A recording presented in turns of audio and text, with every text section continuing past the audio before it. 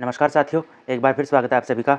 और आज supreme court ने बिहार में एसआईआर को लेकर के एक तगड़ा एक्शन ले लिया है और चुनाव आयोग को स्पष्ट शब्दों में कह दिया है कि जो 65 लाख नाम आप काटने का दावा कर रहे हैं, उनको सभी नामों को जिला निर्वाचन अधिकारी की वेबसाइट पर अपलोड करिए, उनको सार्वजनिक करिए और बीएलओ, बीडीओ सभी के पास लिस्ट रखिए और एक एक नाम कारण सहित स्पष्ट कीजिए कि आपने किन किन के नाम काटे हैं और उनका कारण क्या है। बहुत बड़ी खबर है आज की ये बिहार में एसआईआर प्रक्रिया को लेकर के। और जो चुनाव आयोग इस पूरी प्रक्रिया को सार्वजनिक करने से रोक रहा था, नाम के जो नाम इसने काटे हैं 65 लाख, उसको दबाने का प्रयास कर रहा था कि उन नामों को ना बताया जाए, ना सार्वजनिक किया जाए। तमाम कोशिशों के बावजूद भी चुनाव आयोग और भाजपा सरकार बिहार में ऐसा ना कर सकी और आज सुप्रीम कोर्ट ने सख्त लहजे में चुनाव आयोग को आदेश दिया कि 65 लाख नामों को जो आपने काटे हैं कारण सहित बताइए और जिला निर्वाचन अधिकारी की वेबसाइट पर उसको डालिए। जस्टिस सूर्यकांत जी ने ये बहुत अच्छा फैसला लिया है जनहित के लिए, क्योंकि एसआईआर की प्रक्रिया शुरू से ही अंदेशों के घेरे में थी और विपक्ष भी, वहाँ की जनता भी, आम लोग भी। देखो, विपक्ष अगर कह रहा है चलो कोई बात नहीं, कि आप कह सकते हैं कि ठीक है विपक्ष का काम कहने का, लेकिन इससे आम जनता भी परेशान थी इस प्रक्रिया से। जो लोग मजदूरी करने वाले लोग हैं, प्रदेश में जाकर मजदूरी करते हैं या कहीं अपने घर से दूर रहकर काम कर रहे हैं, उनको कितना परेशानी में डाला इस सरकार ने, सिर्फ वोट चोरी करने के षड्यंत्र को सफल बनाने के लिए चुनाव आयोग के माध्यम से। क्या ऐसा करना उचित था? अपने स्वार्थ के लिए 8 करोड़ लोगों को लाइनों में लगाना, उनको काम धंधा उनका छुड़वा दिया।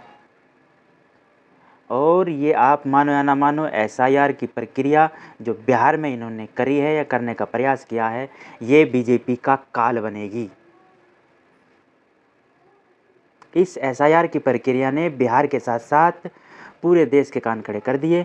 और जो पिछले दिनों, अभी 7 तारीख में राहुल गांधी ने जो खुलासे किए वोट चोरी को लेकर के, वोटर लिस्ट में फर्जी नामों को जोड़ने को लेकर के, वो सारी चीज़ें अब जनता के मन में सत्य बैठ रही हैं, सारी बातें सच लग रही हैं, जो भाजपा और चुनाव आयोग के लिए किसी भी स्तर से ठीक नहीं है। अब इनका झोला तैयार है, जिसको उठाना ही पड़ेगा। और जितने भी कुकर्म किए मिलकर के चुनाव आयोग और भाजपा ने, उन एक एक कुकर्म का हिसाब देना पड़ेगा, उनकी सज़ा पानी पड़ेगी जनता के माध्यम से। और मैं बड़ा स्वागत करता हूँ इस फैसले का सुप्रीम कोर्ट के, कि उन्होंने ये जो षड्यंत्र इनका चल रहा था, हम पहले से कहते आ रहे थे हम कि ये एसआईआर की प्रक्रिया वो सब झूठ था, कि ये नाम कटेंगे, फर्जी रोहिंग्या है, बांग्लादेशी है वो सारी चीज़ें ठीक हैं, हाँ हो सकते हैं, ये ऐसा भी नहीं मना किया जा सकता कि नहीं हो सकते हैं रोहिंग्या या बांग्लादेशी। लेकिन जो प्रक्रिया अपनाई जा रही थी वो ठीक नहीं थी, क्योंकि 1 महीने के समय में आप 8 करोड़ लोगों को कैसे जस्टिफाई कर दोगे कि, या कैसे तय कर दोगे ये सही है ये गलत है? नहीं हो सकता था। तो फिर आपको ये देखना चाहिए कि इतने कम समय में नहीं हो सकता है, फिर भी आप उसको जनता पर थोपने का काम कर रहे हैं कि सारे काम छोड़ो, ये वाला काम करो। और उससे हासिल कुछ हुआ नहीं, क्योंकि अभी आप, सुप्रीम कोर्ट ने आज आपको कह तो दिया चुनाव आयोग को कि उनकी नाम जारी करो कारण सहित, जो 65 लाख नाम आपने काटे हैं।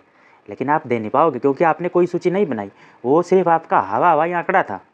धरातल के हिसाब से आप नहीं बता सकते, सच्चाई नहीं बता सकते कि हमने ये फला वोट फला व्यक्ति का वोट जो है इस आधार पर काटा है। आपके पास कोई डाटा नहीं है और ना ही आपकी शुरू से मंशा थी इस विषय पर दिल से काम करने की। आपने सिर्फ नाम काटने थे और नए नाम जोड़ने थे। अभी सुप्रीम कोर्ट में एक महिला खड़ी रही कल, जिसको आपने, चुनाव आयोग ने मर्द दिखा रखा, वो जिंदी थी। तो इसलिए भाजपा जितने भी षड्यंत्र करेगी, जितने भी खड्डे खोदेगी, वो उसमें अब खुद गिरेगी। और ये मैं फिर कह रहा हूँ कि ये बिहार में जो एसआईआर प्रक्रिया इन्होंने शुरू की थी, ये भाजपा का काल बनेगी। नमस्कार, प्रणाम, धन्यवाद।